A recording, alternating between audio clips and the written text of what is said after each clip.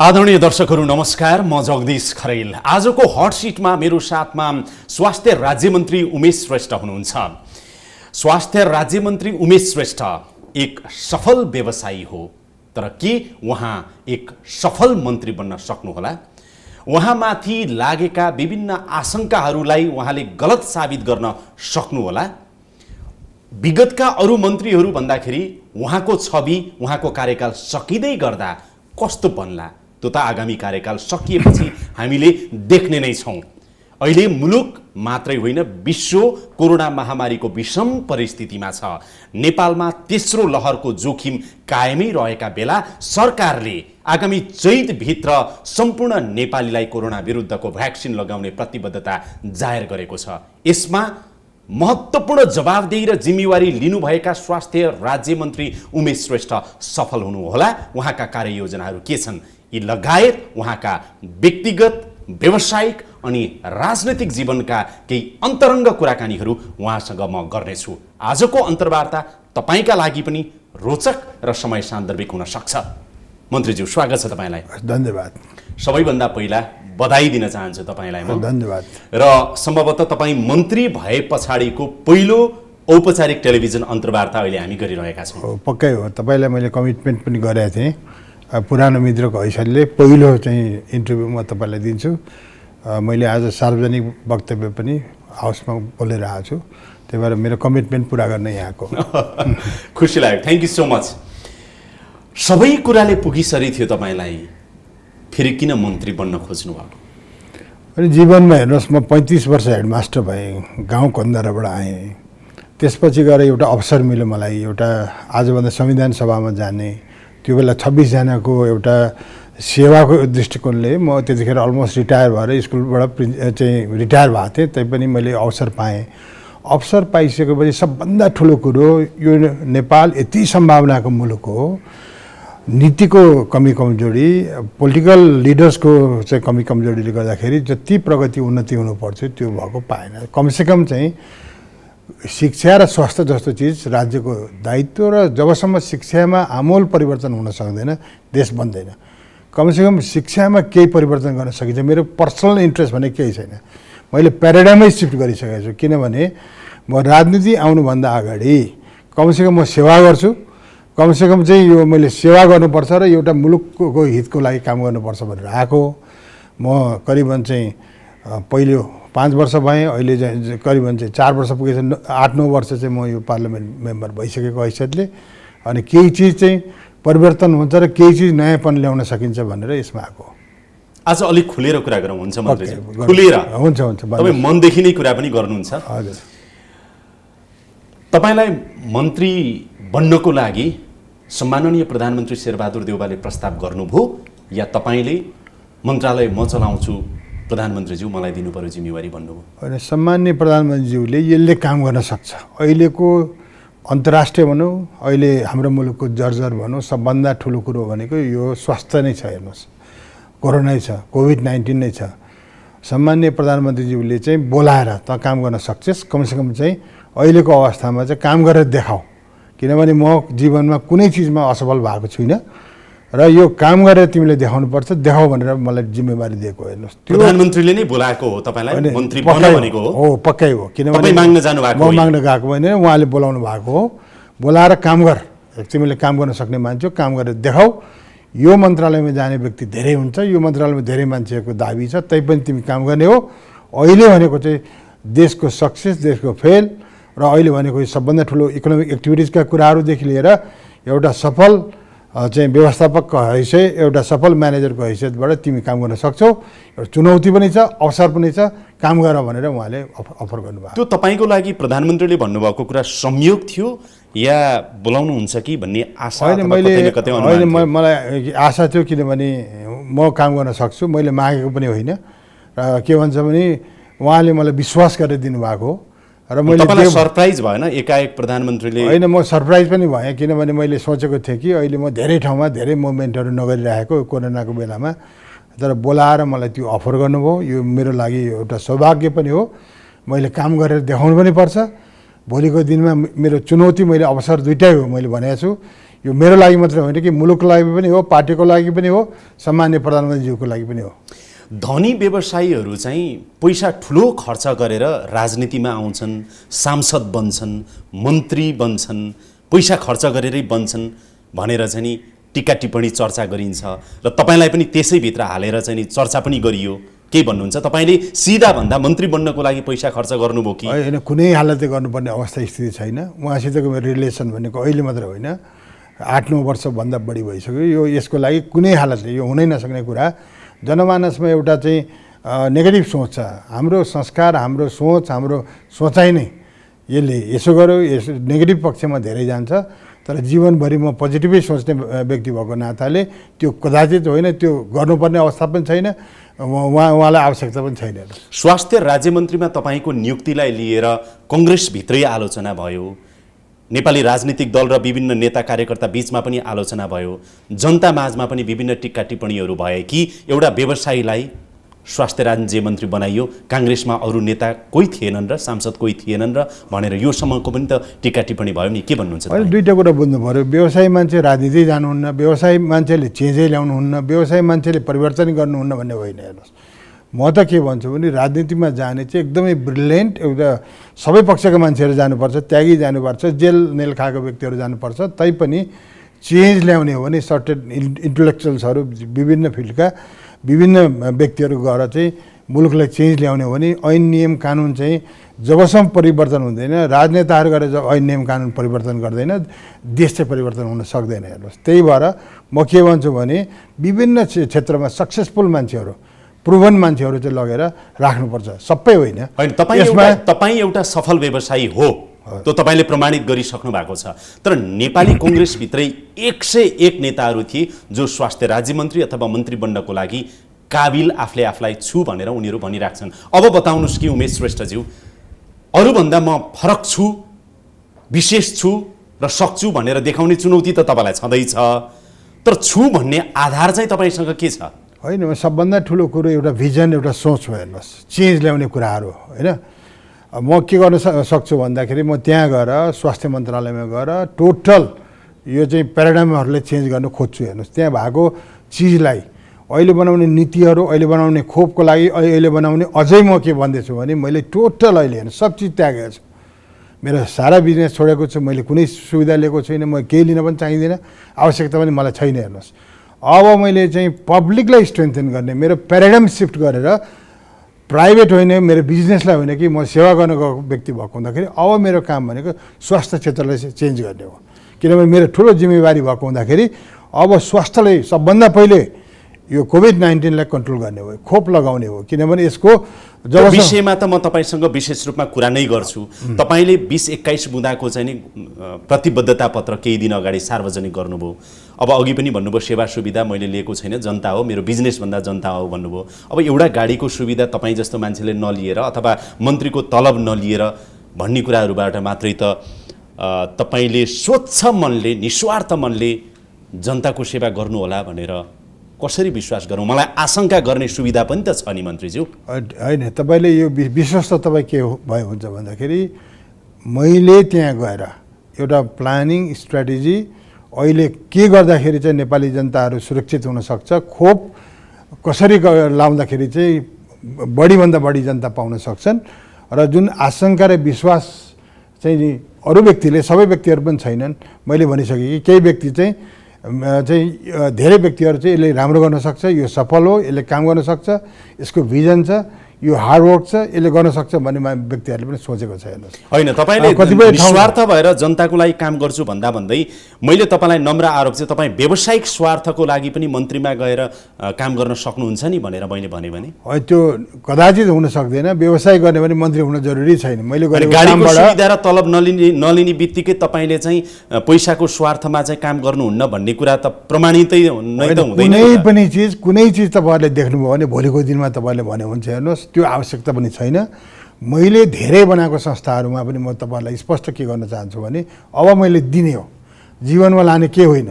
Corona भइसकेपछि म एकदमै सेन्टिमेन्टल भएँ। हेर्नुहोस्, किनभने मैले पहिलोचोटि कोरोना भइसकेपछि मैले के सोचेँ भने मान्छेलाई भेट्न पनि पाउँदैन, बोल्न पनि पाउँदैन, कोही छेउमा पनि आउन सक्दैन भने सम्पत्ति के को लागि भनेर टोटल मेरो चाहिँ सोच नै परिवर्तन भएर मेरो सम्पत्ति जे छ त्यसलाई फाउन्डेसन बनाउने, चाहिँ कतिपय भएको सम्पत्तिलाई फाउन्डेसनमा राख्ने, जति पनि कतिपय मान्छेले टिका टिप्पणी गर्यो, गएर बुझे हुन्छ, हेरे हुन्छ, हस्पिटल खोल्यो, यो चाहिँ यसको चाहिँ कन्फ्लिक्ट अफ इन्ट्रेस्ट भयो भन्दाखेरि हस्पिटल खोलेको छु, कोरोनाको हस्पिटल खोलेको छु, हेर्नुहोस् नन प्रफिट मेकिङ हस्पिटल खोलेको छु, यसमा मलाई भन्नु केही छैन। त्यसमा पनि मैले यही बीचमा मैले थप प्रश्न तपाईँले अब प्रश्न त पार्दै हुनुहुन्थ्यो, थप प्रश्न सोध्न खोजेको चाहिँ अब तपाईँको स्वास्थ्य क्षेत्रमा लगानी छ, तपाईँको शिक्षामा छ, तपाईँको कृषि क्षेत्रमा छ, तपाईँको जलविद्युत क्षेत्रमा छ, अरू विभिन्न क्षेत्रहरूमा छ, जग्गातिर पनि तपाईँको लगानीहरू छ भनेपछि अब अझ विशेष गरेर स्वास्थ्य मन्त्री बनिराख्दाखेरि चाहिँ एउटा स्वास्थ्य क्षेत्रको व्यवसायी स्वास्थ्य मन्त्री बन्दैछ भनेपछि आफ्नो व्यावसायिक स्वार्थको लागि कतै काम गर्छन् कि उमेश श्रेष्ठले भन्ने आशंका छ कि?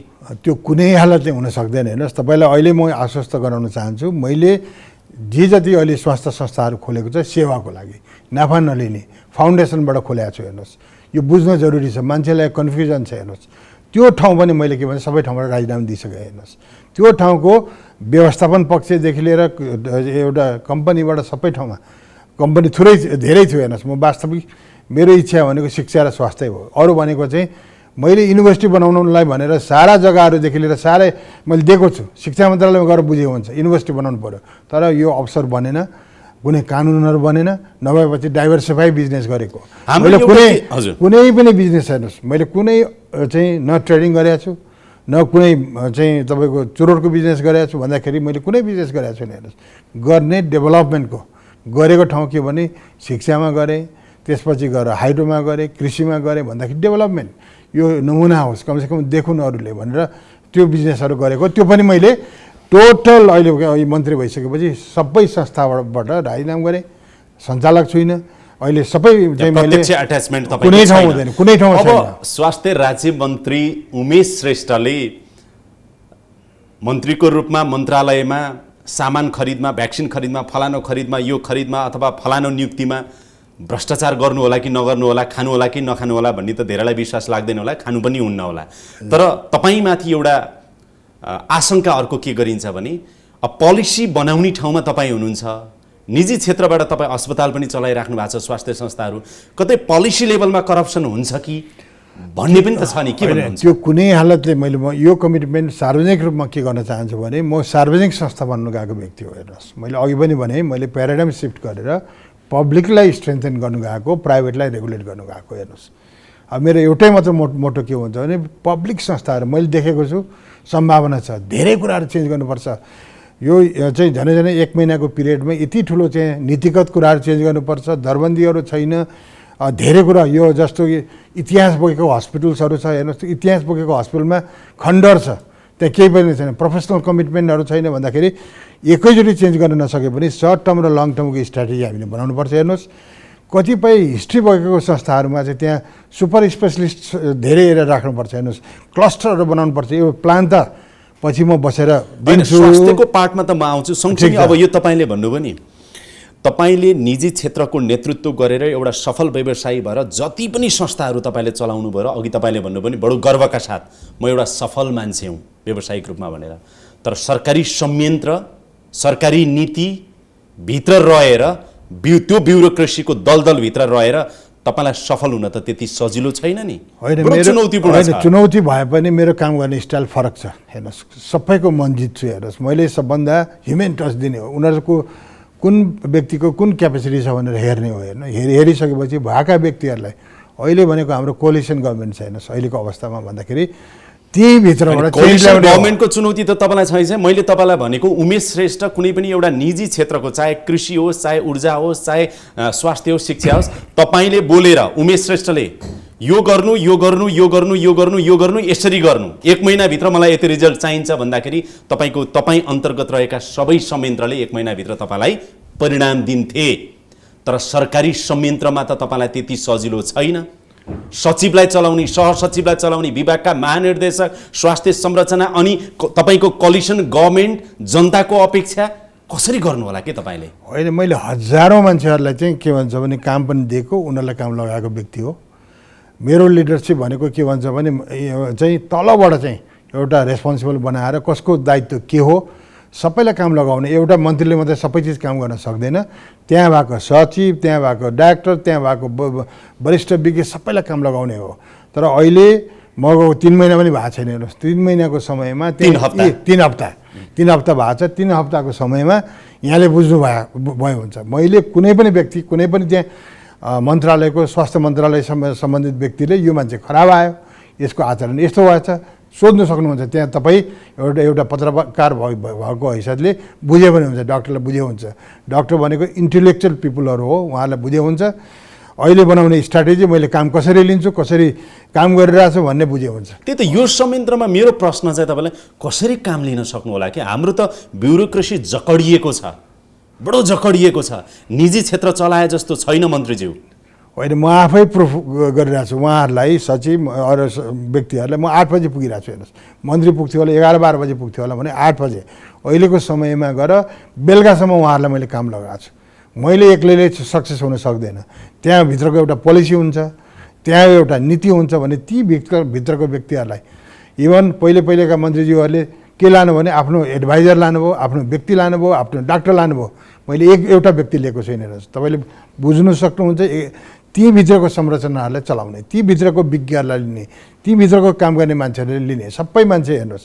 लिडरसिपमा 100 जनामा 20 जनाले मात्रै राम्रो काम गर्यो भने त्यो अर्को 80 जना मान्छेहरूले काम गर्छ भन्दाखेरि मैले अहिलेको अवस्थामा कुनै हालतले पनि ती भित्रको संरचनाहरूलाई चलाएर ती भित्रबाट काम गराएर अहिले काम गराउने चाहिँ मेरो सोच छ हेर्नुहोस्। बरु हुनसक्ला सडन चेन्जेसहरू अलिअलि चेन्ज गर्नु। ब्युरोक्रेसीले ट्रस्ट गरेको छ तपाईँलाई? अहिले पक्कै पनि मलाई ट्रस्ट गरेको छ, भोलि पनि गर्छ, विश्वास गरेको छ? एकदम विश्वास छ हेर्नुहोस्, गरेको पनि छ। तपाईँले अघि एउटा महत्त्वपूर्ण कुरा के भन्नुभयो भने मलाई लिनु केही छैन, म दिनको लागि आएको भन्नुभयो नि। यो साह्रो गम्भीर कुरा हो मन्त्रीज्यू, साँच्चीकै हो। त्यो मन मस्तिष्क भित्रैबाट देश र जनताको लागि चाहिँ केही दिउँ भनेरै मन्त्री होइन, पक्कै यहाँले बुझ्नु भएको हुन्छ, पक्कै पनि मसित सङ्गत गर्ने व्यक्तिहरूलाई बुझ्नु भएको छ। अब दिने हो, मैले दिने हो किनभने सबै लिएर जाने पनि केही होइन हेर्नुहोस्। जीवनमा दिनै पर्छ, छोड्नै पर्छ भन्दाखेरि दिने हो। अहिलेको अवस्था स्थितिमा मेरो ज्ञान, बुद्धि, मेरो श्रम, पसिना यो चाहिँ अहिले आएर चाहिँ स्वास्थ्य क्षेत्रमा दिने हो हेर्नुहोस्। होइन, मेरो सम्पत्ति भएको आर्जेको सम्पत्तिहरू पनि भोलि गएर ट्रस्ट फाउन्डेसनलाई दिने हो, शिक्षामा दिने हो, स्वास्थ्यमा दिने हो, भनेको राज्यलाई दिने हो, राज्यलाई एउटा फाउन्डेसन बनाएर दिने हो हेर्नुहोस्।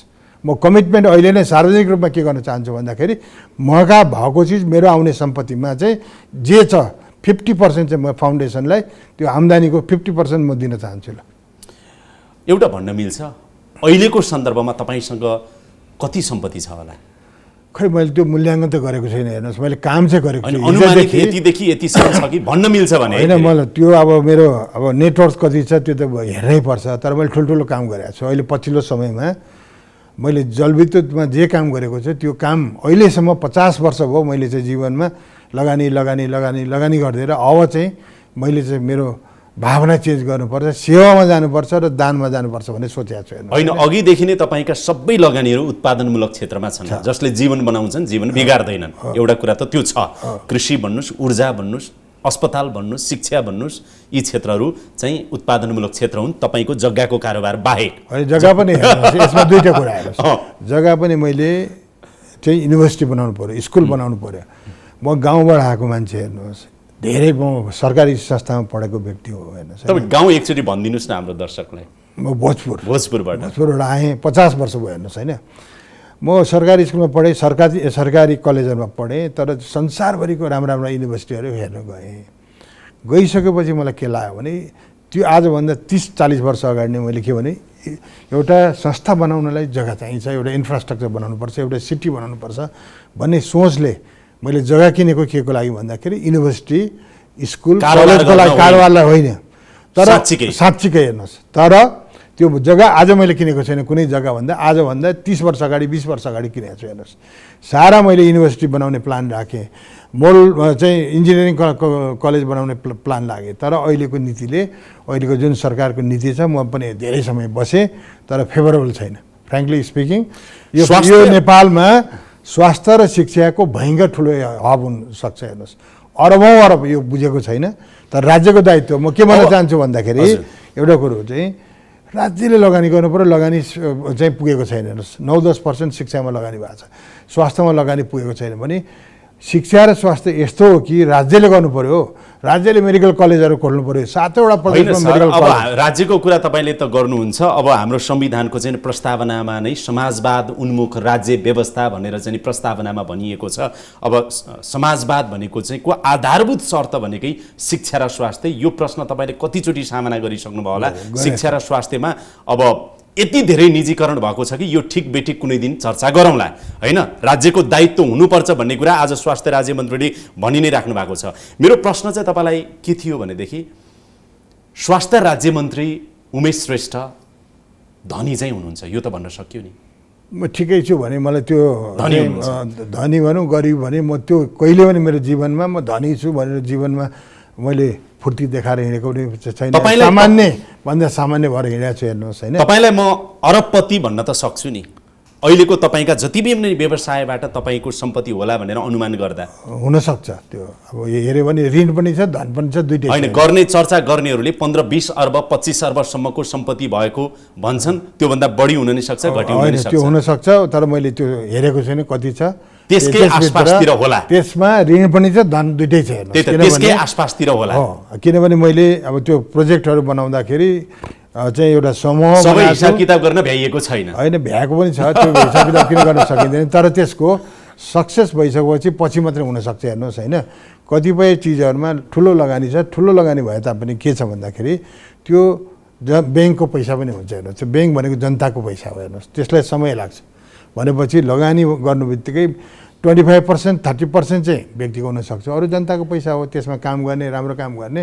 तपाईँले अघि के भनिराख्नु भएको छ भनेदेखि, मेरो आम्दानीको, मेरो कमाईको आधा हिस्सा चाहिँ म फाउन्डेसन मार्फत अथवा अरू कुनै माध्यम मार्फत चाहिँ राज्यलाई कन्ट्रिब्युट गर्नेछु। त्यो पक्कै हो। तपाईँले सबैलाई सोधे हुन्छ, सुरुवात गरिसकेँ। अब जस्तो हस्पिटलहरूबाट सुरु गरेको, युनिभर्सिटीमा 1 पैसा नन प्रफिट मेकिङ ट्रस्ट फाउन्डेसनको युनिभर्सिटी बनाउने हो। अहिले भनेको तपाईँको कमाईको आधा हिस्सा चाहिँ देश र जनताको लागि दिने, ट्रस्ट मार्फत, फाउन्डेसन मार्फत नै जानेछ। यो पक्कै कुरो। तपाईँलाई यो राज्यसँग 2-4 लाख 2-4 करोड मलाई जरुरी भ्रष्टाचार गरेर लिन जरुरी छैन। हेर्नुहोस्, किनभने त्यो जरुरी छैन। होइन, मन्त्रीले यति करोड भ्रष्टाचार गर्यो, यति लाख भ्रष्टाचार गर्यो भन्ने स्वास्थ्य मन्त्रीकै कुराहरू पनि आइरहेछन् नि त। त्यो गर्नु छैन, पक्कै छैन। तर सर एउटा कुरा भनौँ, मान्छे जति धनी भयो उति लोभी बन्दै जान्छ अरे नि।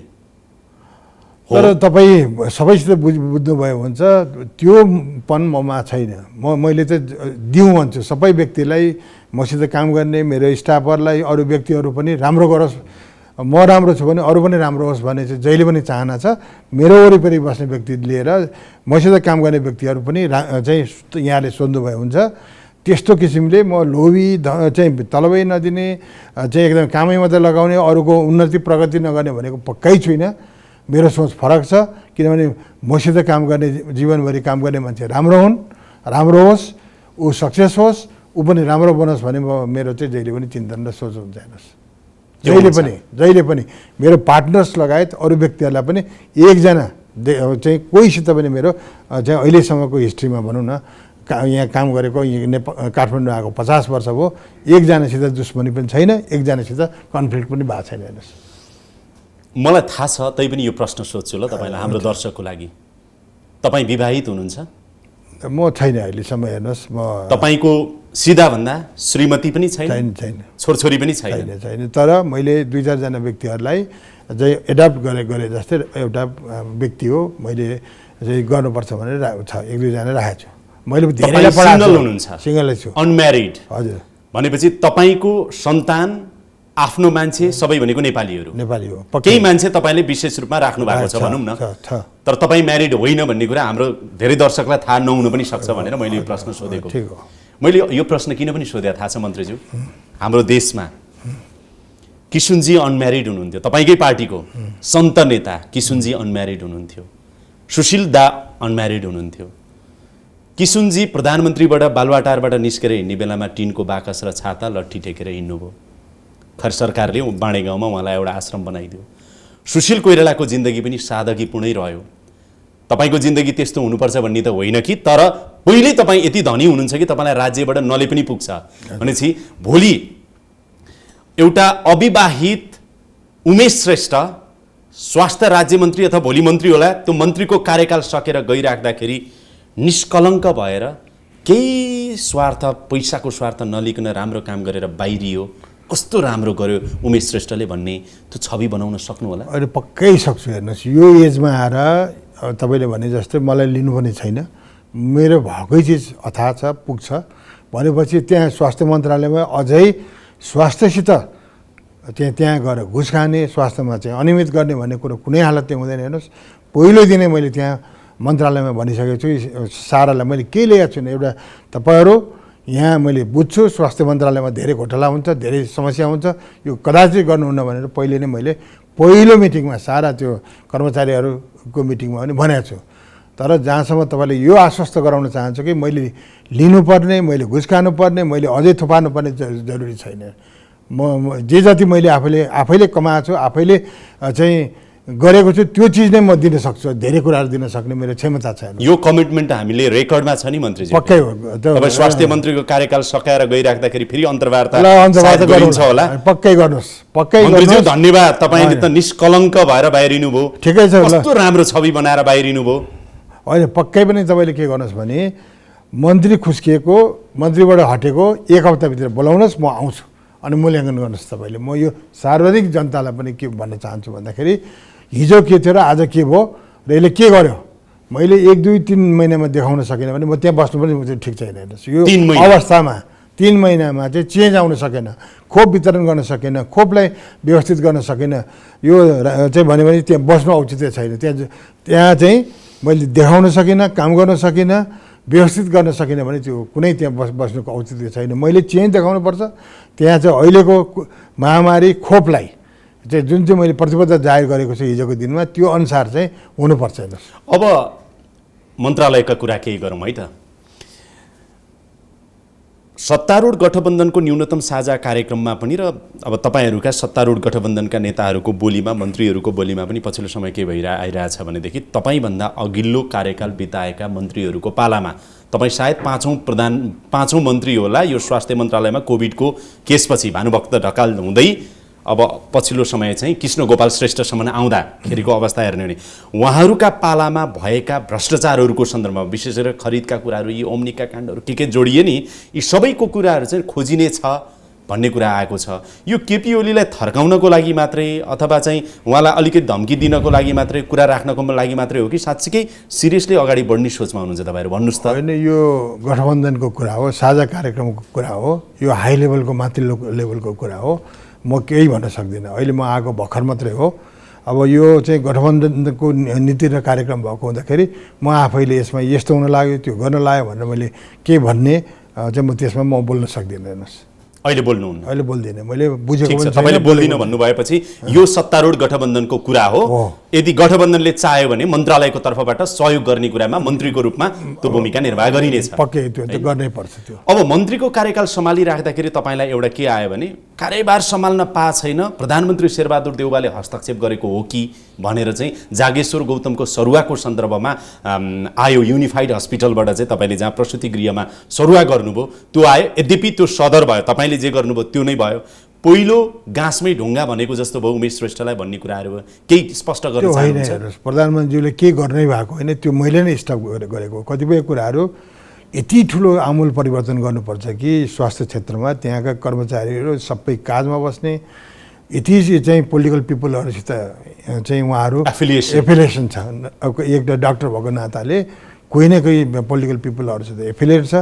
त्यसले गर्दाखेरि चाहिँ जागेश्वर गौतमजीलाई सरुवा गरेको, त्यसमा चेन्ज भएको पनि होइन, प्रधानमन्त्रीले हस्तक्षेप गरेको पनि होइन। त्यही चाहिँ धेरै चलाउँदाखेरि चाहिँ त्यहाँ अलिकति काम गर्न अप्ठ्यारो हुन्छ भनेर अहिले स्थगन गरेको अहिले मैले। हेर्नुहोस्, किनभने म आफैले अहिलेको स्टेटस के छ?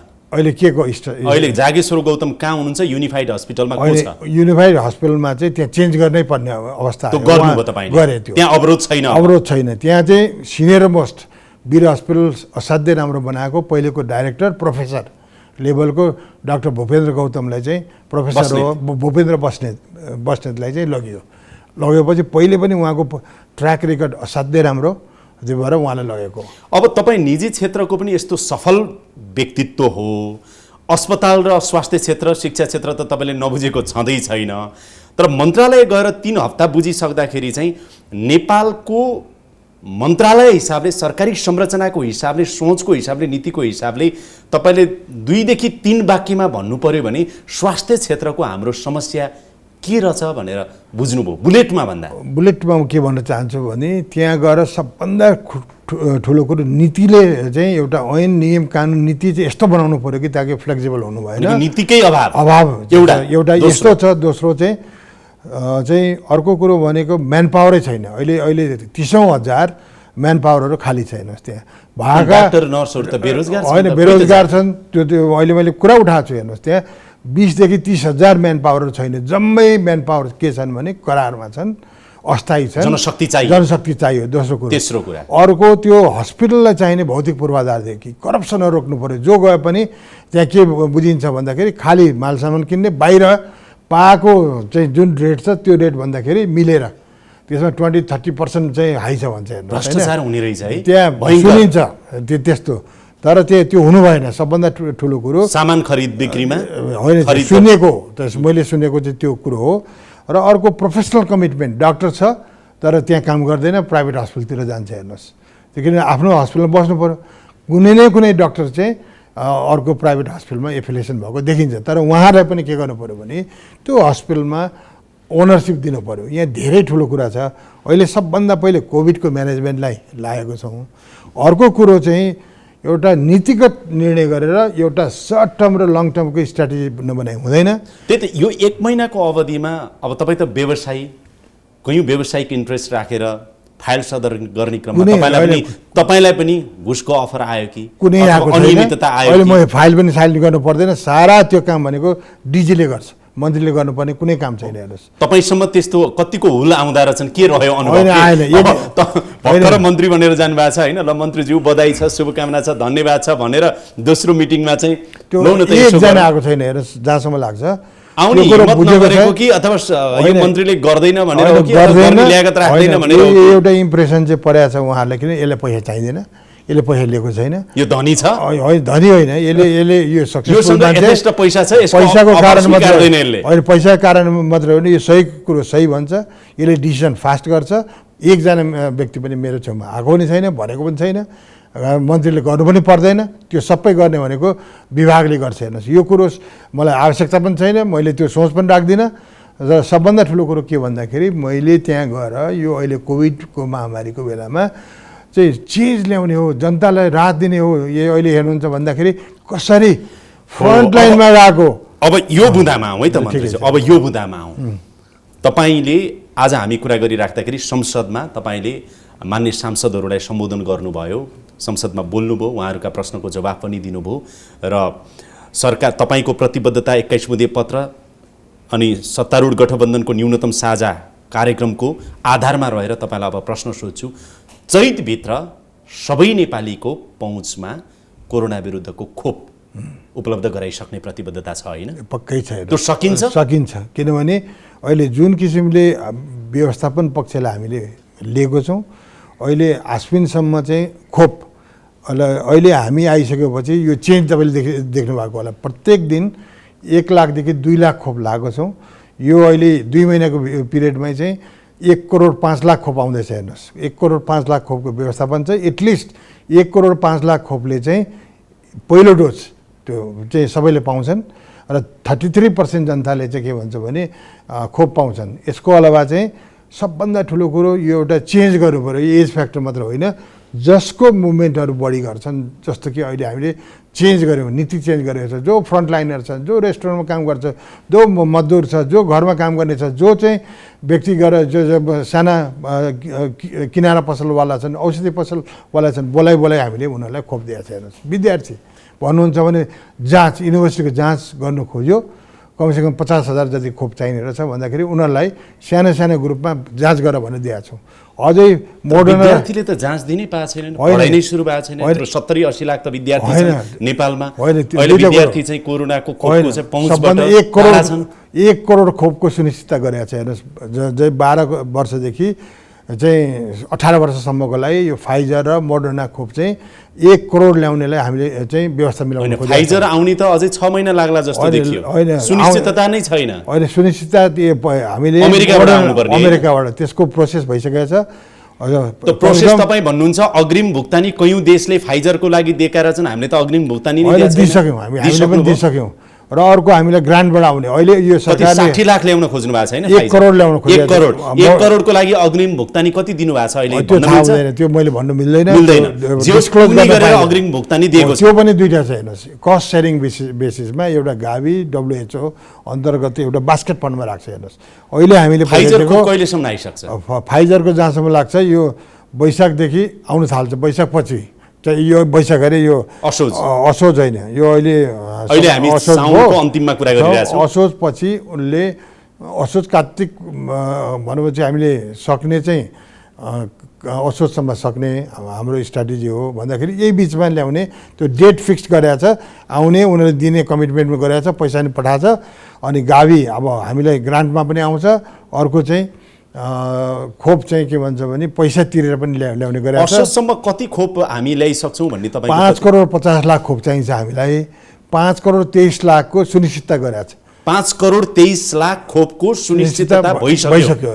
असोजसम्म कति आउँछ भनेर आज तपाईँले संसदमा भन्नुभयो? असोज 1 करोड 15 लाख। अहिले असोजसम्म 1 करोड चाहिँ 8 लाख आउँछ अहिले असोजसम्म।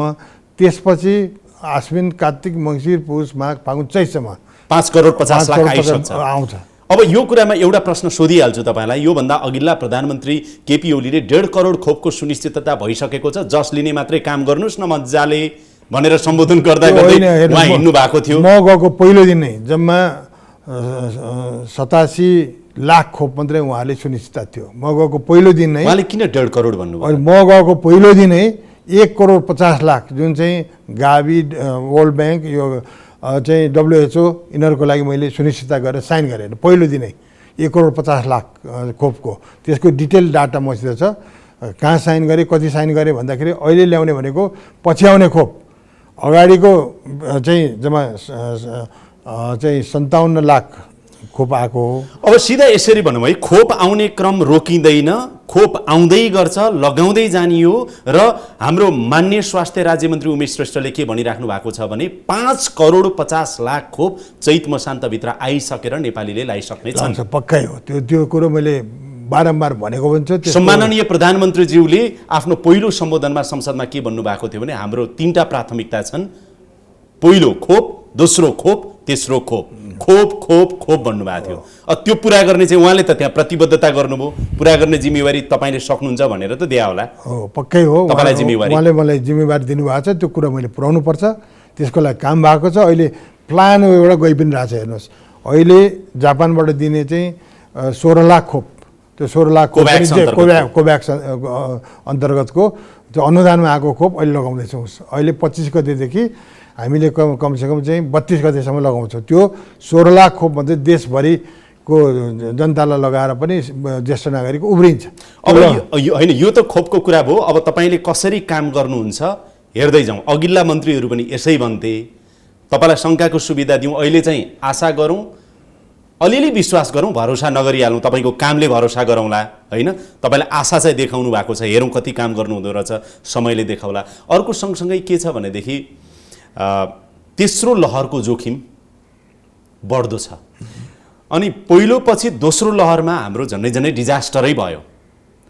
तेस्रो लहरको जोखिम चाहिँ हामी कन्ट्रोल गर्न सक्छौँ भन्ने तपाईँ जवाफदेही र जिम्मेवार मन्त्रालयको मन्त्रीको हैसियतमा आम जनतालाई के भन्नुहुन्छ? होइन पक्कै पनि त्यसलाई अहिलेदेखि नै प्लान गरेका छौँ। हेर्नुहोस् त्यो के छ भन्नुहोस् त।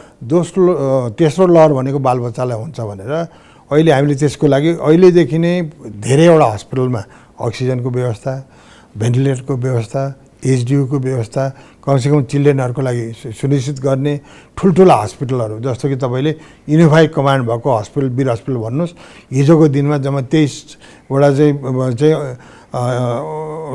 ऊ पनि चलेको थिएन। हेर्नुहोस् होइन, आइसियु चलेको थिएन।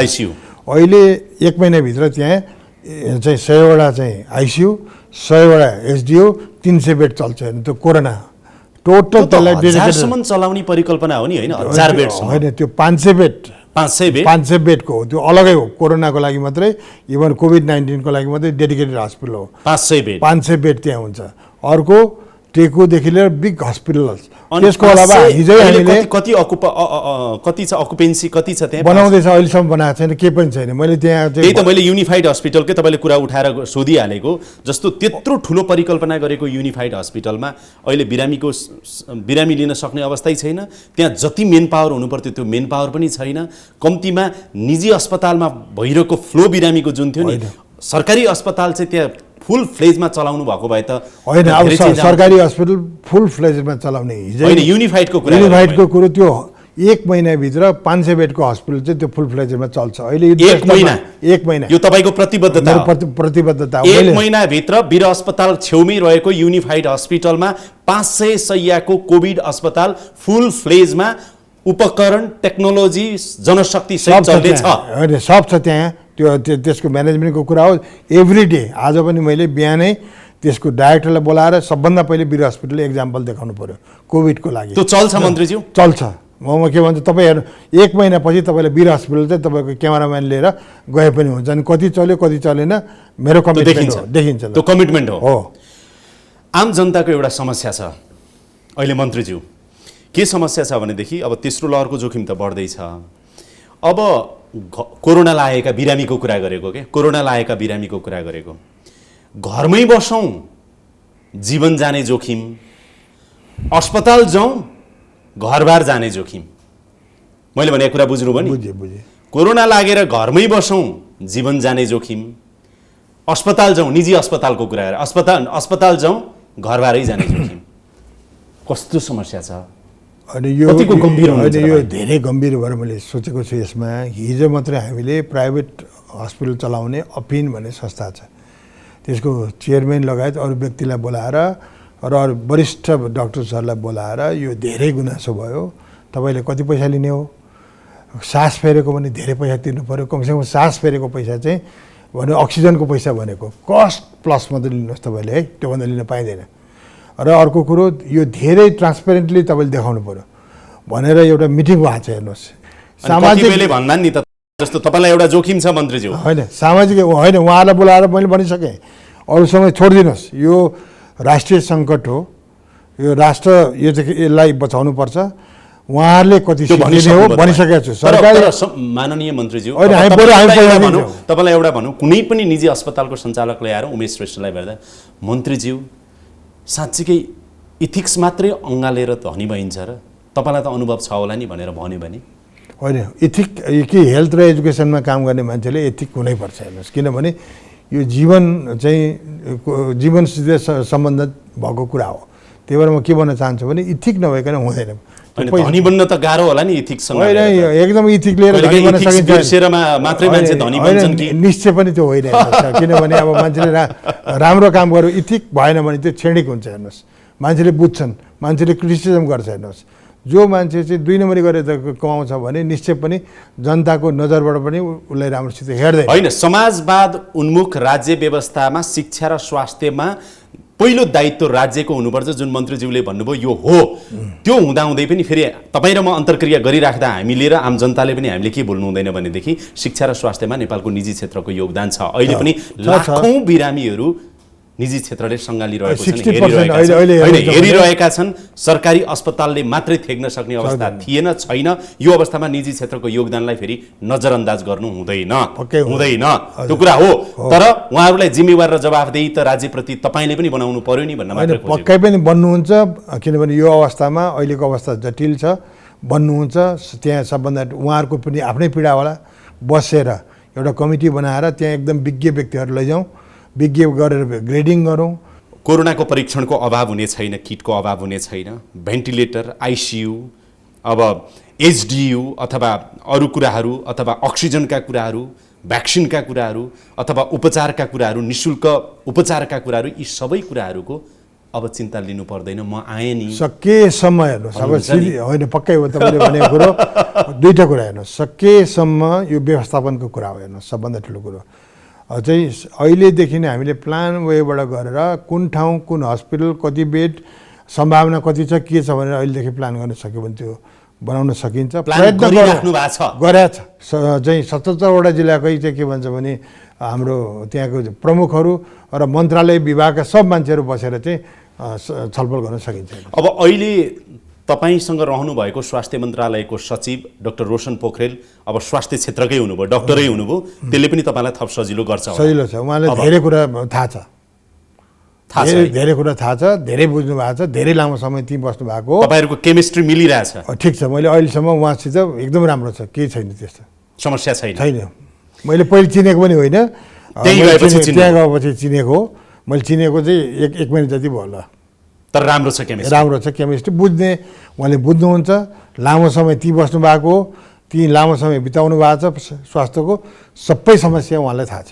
तपाईँको कार्यकाल हेरिराख्दाखेरि अब अन्तिममा हामी आएका छौँ, विभिन्न आलोचना, टिक्का टिप्पणी, आशंका, कतिपय सन्दर्भमा असहयोग पनि होला। यी चुनौती नै चुनौतीका पहाड ठ्याक्कै तपाईँको अगाडि छन् नि, यसलाई चिरेर तपाईँले चाहिँ सफल गर्नुपर्नेछ र प्रमाणित गर्नुपर्नेछ कि? यो पक्कै पनि हो। हेर्नुहोस्, जति कम्प्लेन आयो, जति चाहिँ त्यो मलाई चाहिँ विरोध गरेको छ, त्यसलाई मैले लेसन लिएको छु। म के भयो, सबै कामले प्रमाणित गर्नु छ। यो ठिक हो कि बेठिक हो भने मैले आफैले मूल्याङ्कन गर्नुपर्छ। हेर्नुहोस्, मैले अघि नै भनिसकेँ कि चाहिँ कमसेकम विरोधै म गर्दिनँ। हेर्नुहोस्, पहिलोचोटि मैले यहाँ आएँ, म वास्तविक भने टिभी मिडियामा पनि नआउने विचार थियो। अहिले कतिपय उद्घाटनको ठाउँमा पनि जाने मेरो सोच होइन। म पहिले नै 20-30 वर्ष प्याप्सन हिसानको राष्ट्रिय अध्यक्ष भएको मान्छे, म बोल्नु सक्थेँ होला। तर सबभन्दा ठुलो कुरो, मैले प्याराडाइम सिफ्ट गरेको हुँदाखेरि मैले प्रुफ गर्नु पऱ्यो, जनतालाई काम देखाउनु पऱ्यो। देखाइसकेपछि मैले काम देखाएँ भने पो यो मान्छे ठिक रहेछ, यो मान्छे राम्रो रहेछ, यो कुरो चाहिँ बेठिक रहेछ भन्ने हुनसक्छ भनेर मैले पहिलोचोटि तपाईँहरूको टेलिभिजनमा आएर चाहिँ मैले इन्टरभ्यू दिँदैछु। तर मैले कमिट गरेको थिएँ, तपाईँले फोन गर्नु हो भनेपछि म पहिलोचोटि इन्टरभ्यू तपाईँलाई दिन्छु भनेर मैले चाहिँ म आएको। म अहिलेसम्म कुनै इन्टरभ्यू, कुनै रेडियोमा, कुनै टिभीमा कहीँ पनि दिएको छैन। धेरै राजनीतिक कर्मीहरू जब मन्त्री बन्छन् नि, उनीहरूको अनुहार हेऱ्यो भनेदेखि रेउटे ख्याउटे टाइपको, अलिक दुब्लो पातालो, रगत पनि नभएको हो कि अनुहारमा भनेको जस्तो दुःख सङ्घर्षको पृष्ठभूमिबाट आएको देखिन्छ। अनि जब मन्त्री भएर हुँदै जान्छन्, अलि लामो कार्यकाल हुन्छ, रसिलो पसिलो हृष्टपुष्ट, अनि अलिकति कहिलेकाहीँ चाहिँ अलिक दुब्लो ख्याउटे थिए भनेदेखि अलिक ठुलो पेट भएको, अलिक मोटो भएर निस्केको देखिन्छ क्या राजनीतिक कर्मीहरू। मतलब इन्जोय गरेको हो कि मन्त्री भनेको जस्तो देखिन्छ। अब तपाईँ त अहिले तपाईँको अनुहार हेऱ्यो भनेदेखि देख्दै हृष्टपुष्ट हुनुहुन्छ, मोटो घाटो हुनुहुन्छ। तपाईँले एउटा अब मेरो प्रश्न सकिन लाग्यो, देखिनुहुन्छ यो मन्त्रालयबाट कार्यभार सम्पन्न गरेर निस्कने बेलामा तपाईँको वजन वेट चाहिँ घट्ला कि बढ्ला? हेर्नुहोस्, म मन्त्री भएदेखि अहिले 3-4 किलो घटिसकेँ। हेर्नुहोस्, घटिसक्नु भयो? होइन, सोधे हुन्छ। मैले त्यहाँ ब्रेकफास्ट खाएर आइसकेपछि म लन्च खान भ्याएको छु।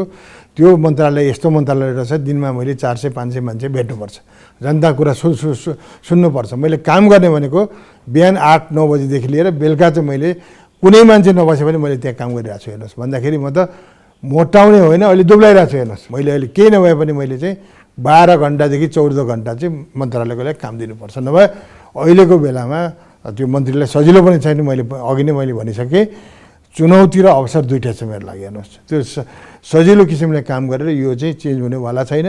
एभ्री टाइम एउटा सेकेन्ड महिना दिनमा चाहिँ समस्याहरू आउँछ, त्यसलाई सल्भ गर्दै जानुपर्छ। त्यो चुनौतीलाई सामना गरेर म हिँडिरहेको छु। तपाईँका यी सबै प्रतिबद्धताहरू तपाईँको कामले र परिणामले प्रमाणित गर्नुपर्नेछ। मान्य स्वास्थ्य राज्यमन्त्री उमेश श्रेष्ठज्यू, तपाईँलाई धेरै धेरै शुभकामना छ। तपाईँ सफल हुनुहोस्। समय दिनुभयो, धेरै खुसी लाग्यो। धेरै धन्यवाद। तपाईँले पनि राम्रो क्वेसन्सहरू गर्नुभयो, त्यसको लागि पनि यहाँलाई धन्यवाद दिन चाहन्छु। यो सारा श्रोताहरूलाई पनि धन्यवाद दिन चाहन्छु। Thank you so much. नमस्कार। यसका साथै अहिलेको लागि यो कार्यक्रम यहीँ बिट मार्ने अनुमति चाहन्छु। कार्यक्रम युनिटका सम्पूर्ण सहकर्मीहरूको साथमा मलाई पनि बिदा दिनुहोस्। नमस्कार।